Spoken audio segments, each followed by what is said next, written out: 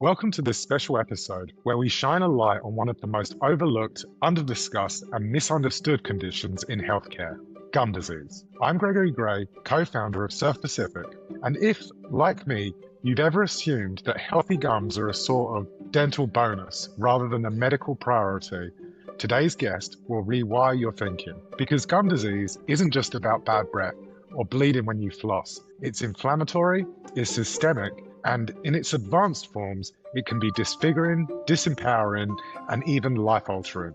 The tragedy is also largely preventable. Our guest today is Dr. Gita Auplish, a consultant periodontist on Harley Street with over 25 years of clinical experience. A fellow of the Royal College of Surgeons, she's trained at the Eastman, taught there for 15 years, and now serves as a consultant at King's College Hospital. Gita isn't just a clinician. She's a teacher, a communicator, and a trusted expert in the aesthetic, surgical, and medical dimensions of all things periodontal care. She's appeared on ITV to demystify dental health for millions. But today, we're going to go a bit deeper, because this isn't a conversation about brushing better or flossing more. It's about understanding how the health of your gums reveals the health of your immune system, your lifestyle, and perhaps even your future risk profile for diseases like diabetes, cardiovascular illness, and even dementia. Gita, thank you for joining us. Let's begin by resetting the narrative. I want to talk about this idea of the invisible threat. Most people associate gum disease with flossing guilt and bleeding when brushing, but few understand its role in chronic inflammation and systemic illness. This segment uncovers the real risk behind what's often dismissed as a hygiene problem. So, gum disease rarely gets a front page status. It doesn't headline health conferences or dominate social feeds, and yet it's quietly implicated in everything from cardiovascular disease to cognitive decline. How did something so central to systemic health end up on the fringes of public awareness? And to your mind, what needs to happen to bring it back to the center? I suppose one of the more devilish aspects of periodontal disease is how little it protests. There's no flashing red light, no siren, just a slow erosion, biological and emotional. How do you communicate urgency when a condition is largely painless, at least to begin with? So gum disease rarely gets front page status. It doesn't become headline at health conferences or dominate social feeds, yet it's quietly implicated in everything from cardiovascular disease to cognitive decline.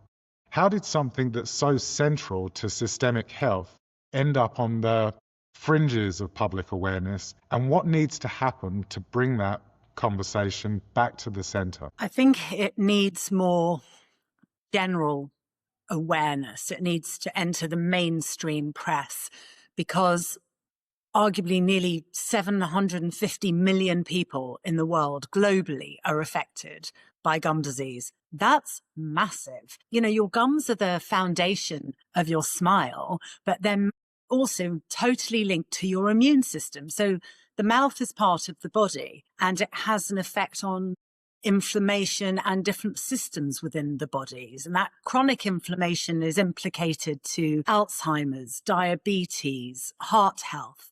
So it needs to hit the mainstream press, which is starting to do. It's been on the front of The Economist, it's been in the Times, it's been on some mainstream forums, but it needs to get more press so that people understand that mouth health is linked to your general health and your systemic health. And let me ask you, Gita, in your practice, how do you get patients to take action when perhaps there's no pain? It's a very good question, because gum disease is often silent till it's too late. So when you first start to notice the symptoms, such as drifting teeth, loose teeth, or some swellings and some pain, you're quite far down the line.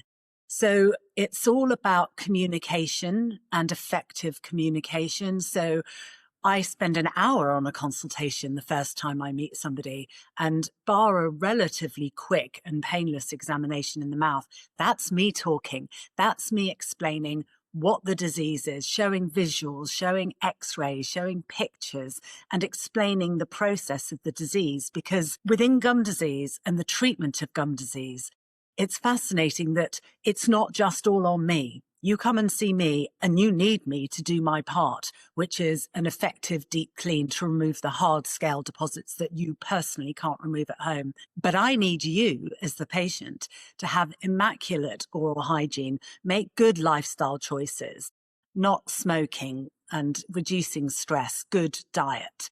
So it's a 50-50 relationship. And I say to my patients, you need me, but I need you. We're in a team together.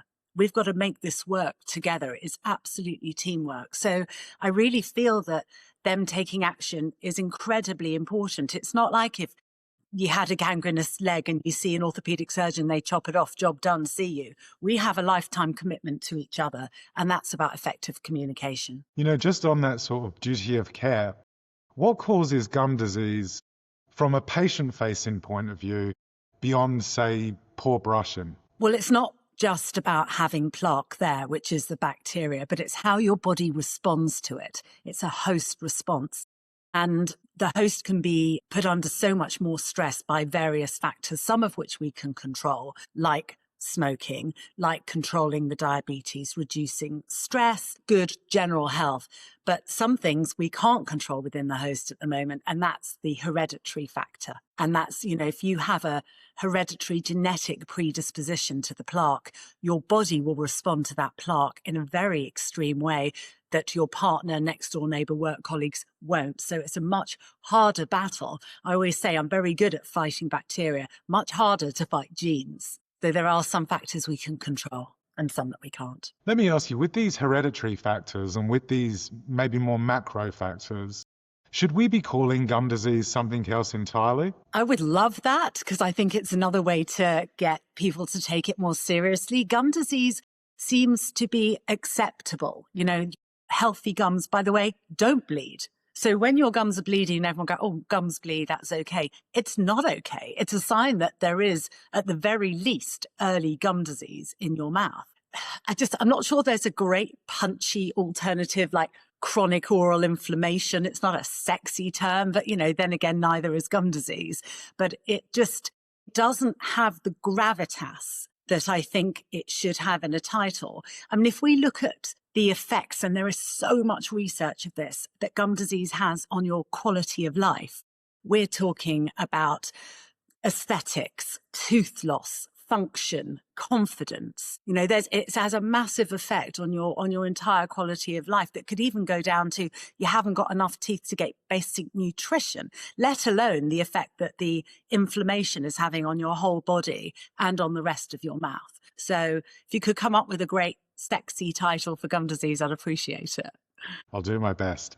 I think, moving on to our next segment, I want to talk about this approach that we've discussed before, which is really something like person or patient first and periodontics second.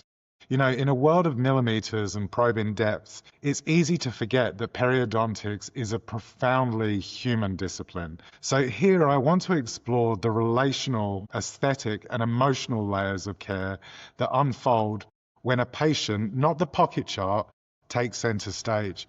And to kick things off, I want to ask you the question, how do you keep care human in such a technical field? Because I'm treating people, not pockets.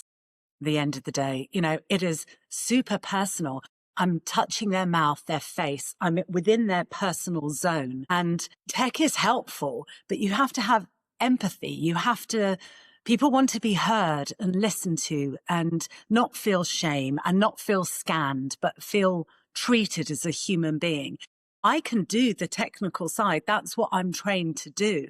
But I think really the skill lies in creating that very special relationship with the patient so that I can treat their disease in a way that's kind and empathetic, as well as just effective on a technical front. It's very personal. You imagine if you're walking down the street and someone comes up to you and touches your face, you'd literally jump back 100 yards, right? But yet there's a huge amount of trust that someone puts in me by just sitting in my chair and allowing to be that close proximity to them with sharp instruments and, lots of tech around me. Let me ask you, why don't people realize that gum disease affects their appearance too? Because it happens very slowly. It's not a fast, rapid progression. So, like I said, by the time that you've got receding gums or bad breath or loose teeth. It's not linear, and it's happening very, very slowly. But you look at the expression, the everyday layman expression, long in the tooth. People see that as someone, old, they're long in the tooth, that's receding. That absolutely affects your aesthetics and then confidence in many respects. A key message is gum disease is largely preventable. It's a preventable disease. And once you have it, it's a lifelong condition. And like with anything in medicine, prevention is better than cure. I want to talk about where you're situated on Harley Street. And obviously, Harley Street is renowned, or certainly has a reputation for being quite aesthetic. So I want to ask you, how do you personally balance aesthetics with the functional biology that's required for treatment? Well, I always say to my patients, because often they come and see me and their primary concern is the aesthetics. My front teeth are drifting. I don't like the way they looked. And I will say to them, we need to build the house on healthy foundations. Otherwise, the building's going to crumble. So I can make you look like a supermodel, but I'm much more interested in making you look healthy first. That's the key. So I'll make you healthy, and then we can put things back. If you try and do it the other way around, quite frankly, I think that's unethical, because it's not going to work. It's not going to last. And that's not the core problem. The core problem is the teeth have moved because of the gum disease. So let's cure the gum disease and stabilize it. And then we can do all the cosmetic work that need to be done. And that's the right way round, because you've got to do biology first. And I work extremely closely with my husband, who is a restorative dentist. So I can say with confidence, I'll get you healthy, and then he can get all the glory if I'm making you look pretty and put everything back together again. I want to bring that time horizon out, with the time horizon of the patient journey, and ask you, why does long-term patient continuity matter so much to you? Because gum disease is a lifelong condition. Because there's no cure, because the best we can do is stabilize it. It is a lifelong condition. So patient continuity is everything. And I have patients that have been stable and may feel cured for well over 25 years. It's absolutely possible. We treat generations of families. So that patient continuity, they need to understand that one round of treatment with me is not going to give them that long-term continuity. They will need to commit to excellent oral hygiene at home, continued smoking cessation, and very importantly, seeing a hygienist, generally 3 monthly for the rest of their lives. They won't need advanced treatment from me again, with any luck, but you'll need professional maintenance with a hygienist. Everyone needs to see a hygienist. There are nooks and crannies that things get in that you as a patient aren't able to get into, but an excellent hygienist is, and there is wealth of data to show that regardless of whether you do simple deep cleaning or very advanced surgery with bone regeneration, nothing will have the long-term results unless you have long-term professional care to go alongside that by a hygienist generally. I know that a lot that you do involves training and mentoring of other dentists and other doctors. My question would be, what should doctors know about gums as early health indicators? That healthy gums don't bleed, and that the mouth is part of the body. It's not a separate entity. In fact, you could argue that the mouth is often mirror to the rest of the body. You can see hormonal changes such as pregnancies and, diabetes. It can be diagnosed by almost just looking in the mouth. So doctors need to understand that gums don't bleed. And I think that's the earliest indication for gum disease. So we want to catch this as early as possible. In fact, the very earliest stages of gum disease, which is known as gingivitis, is actually reversible. Completely reversible. It's only when it becomes periodontitis, where it affects the bone and the structures beneath the gums, that it becomes irreversible. So the earlier we catch this, the better. We've touched upon this in a previous question, but only touched upon it. I want to ask you, can bacteria in the mouth really affect the whole body, and how? And what are some of the most common ways in which that can happen? The short answer is yes, absolutely. The bacteria in your mouth can affect the whole body. And again, we have a lot of research and data to show that. But I don't want to scaremonger. I think it's important to understand that the systems in the body that can be affected is often now seen, there's an association rather than a direct causation. That said, there is increasing evidence that it has a very strong role within it. So we're looking at diabetes, which has what we call a bidirectional relationship with periodontitis. And that is to say that if you have uncontrolled gum disease, your diabetes will be severely affected and vice versa. So controlling your mouth controls all the systems that diabetes affects, from your eyes to your kidneys. This is life-saving. This is life-changing.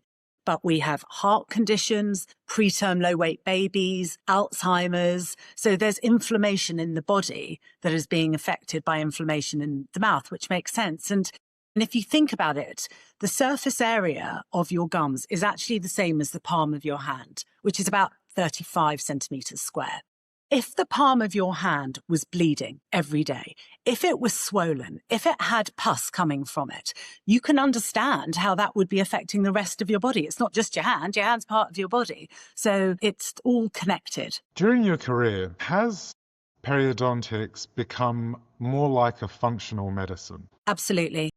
We are treating systems rather than just symptoms, and we're looking at those lifestyle choices, and patients are receptive for me to say to them, look, it's not a lecture, but you need to understand the role that smoking is having, not only in giving you the advanced gum disease, but reducing the chances of the treatment working successfully. And so we're looking at diet, stress, anything that affects the inflammation. And I regularly tell my patients to go for a simple blood test to eliminate diabetes, check your white blood cell counts, and just make sure that everything is fine from that standpoint. I want to ask you the real technologist question now, which is, which new diagnostic tools have genuinely improved the patient's care? Two spring to mind: 3D intraoral scanning, which is incredible. From a patient standpoint, it is so visual. They have a 3D image of their mouth that they can look at on a screen, which we can manipulate and turn around. We can take measurements from it. For example, if someone's worried about gum recession, we can scan the mouth, and then a year later, we can scan the mouth again, superimpose one upon the other and go, oh, look, it hasn't got worse at all, or look, actually, it's progressing here. And it's also used for, instead of now taking molds and impressions, the scans are done so it's more comfortable for a patient, it's quicker, it's more accurate. So it's a fancy bit of kit that has massively changed dentistry from when I graduated to where I am now. And the other thing that is completely invaluable is a CT scanner. So a cone beam CT scanner, we call it a CBCT. If someone is missing a tooth and I need to replace it with an implant, which is made of titanium, I send the patient for a CT scan, and I have got a 3D scan. I can see the width, the length, the height of the bone. I can see the quality of the bone. You can pick up pathology on it. So it allows for incredible diagnostics, but it also allows us to do extremely accurate planning in very complicated situations when they need implants or bone grafts and so forth. Moving that technology question on, so we've discussed some of those technologies that you actually use and use with an amount of efficacy. Which technologies or tools have you personally, as a periodontist, avoided? Lasers, in one word. And again, because I am very conventionally trained and academic by background, I will only follow the latest evidence-based methods that are very acceptable and have got a huge amount of research behind them. I'm not interested in fads. They don't help my patient, and fads come and go. And lasers, whereas I'm not saying they don't work, certainly have been with all of our guiding bodies. They have all these guidelines out for us, and it's unequivocal that they are saying lasers are not advocated in the use for periodontal disease when you can use the conventional tools which work and have got research for decades.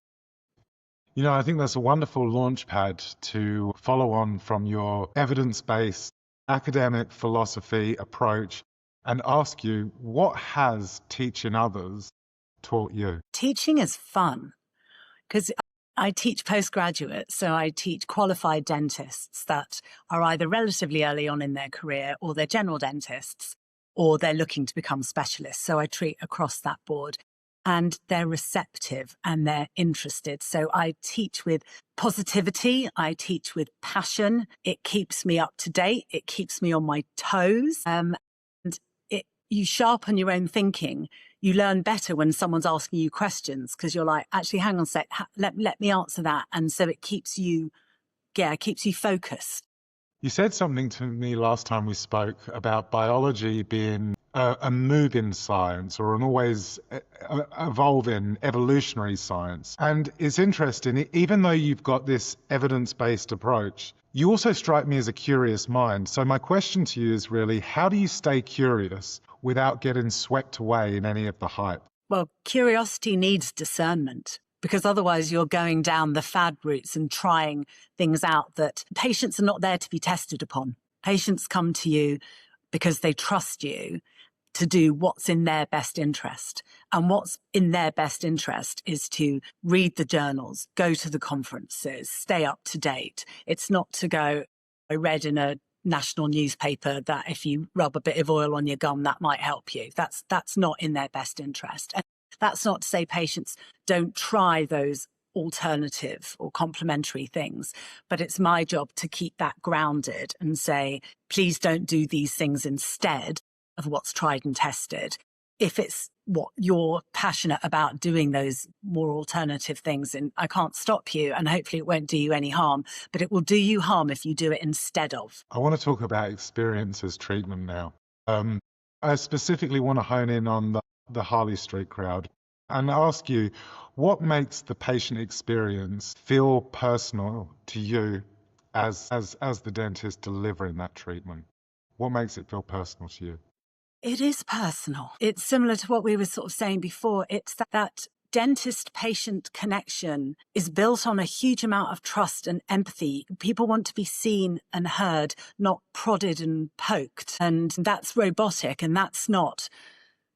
That's interact with people and communicate with people so that I can get my message across and help somebody. Because, just even physically, you're in a personal zone. And what you're doing is very personal. So I find that part actually extremely easy, just trying to connect to people and asking them about themselves. It's a very safe space. Dental surgery, we get told a lot of private things, what's going on in their lives. Tears are not unusual. Really, they really open up to us and give us some confidence to actually be able to sort of talk through. And some of these things are very personal and aren't really necessarily related to their teeth, but they're in a safe space and feel like they can, bit of a therapy session sometimes.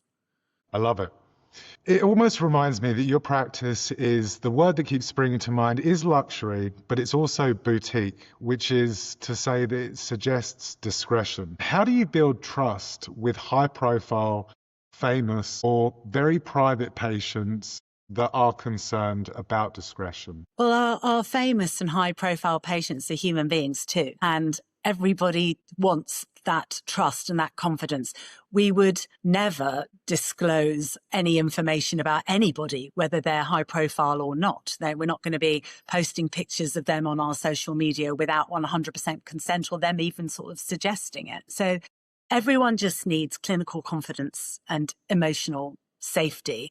And I think that's regardless of who you are, whether you're high profile or not. I want to ask you, because obviously there's a real resonance with you. You're incredibly personable. You're incredibly empathetic. How do you stay so emotionally connected, but also so professionally clear? I don't act. I stay true to myself. And the fact that I truly care about my patients, I think comes across as authentic because I truly care about my patients.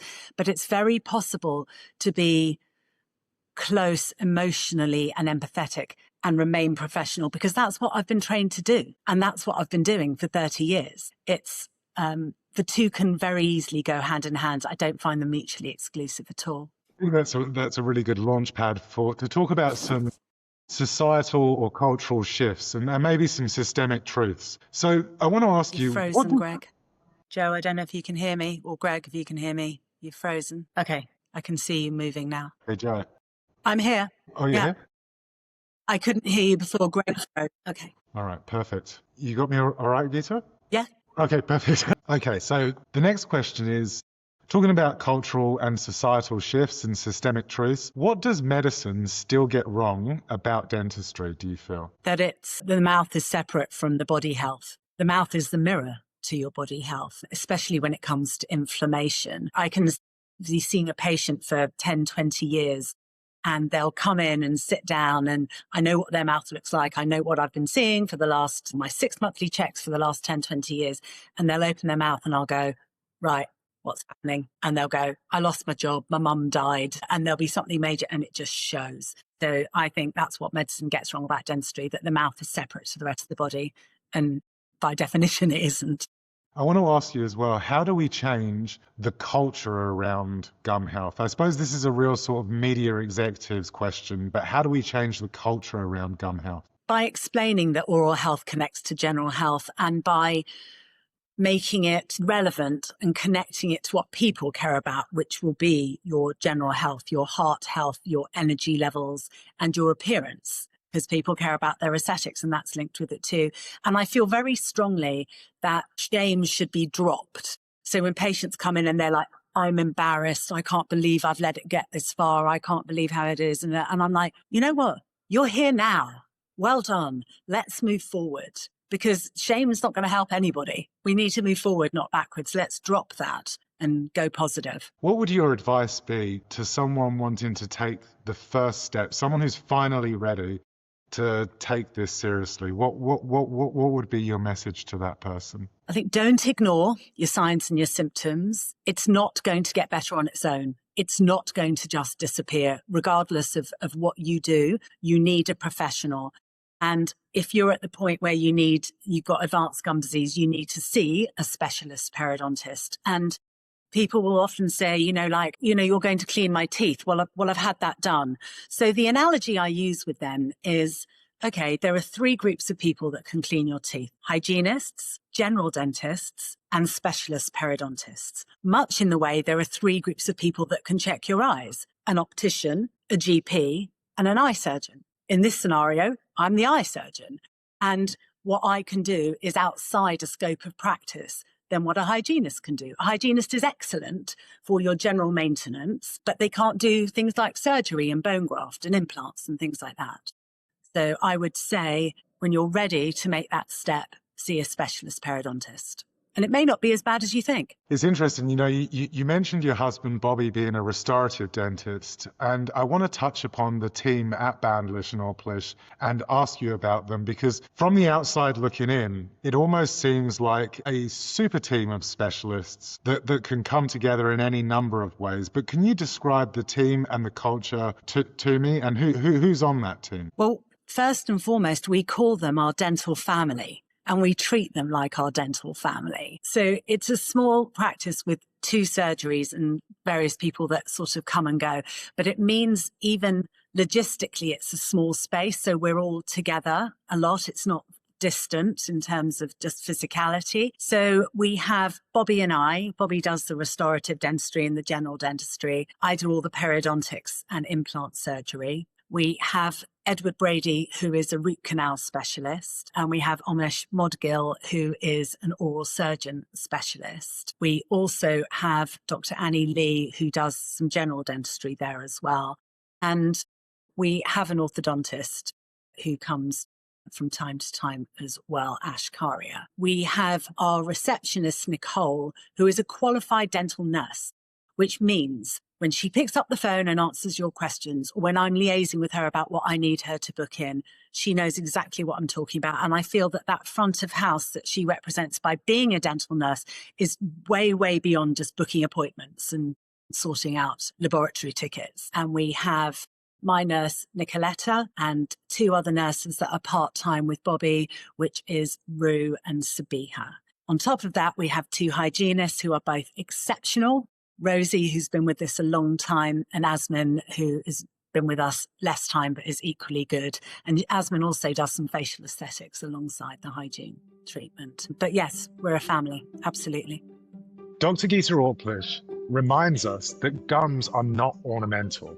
They are biological first responders. Their inflammation is a clue, a messenger, and if left unaddressed, a risk amplifier for everything from chronic illness to aesthetic decline.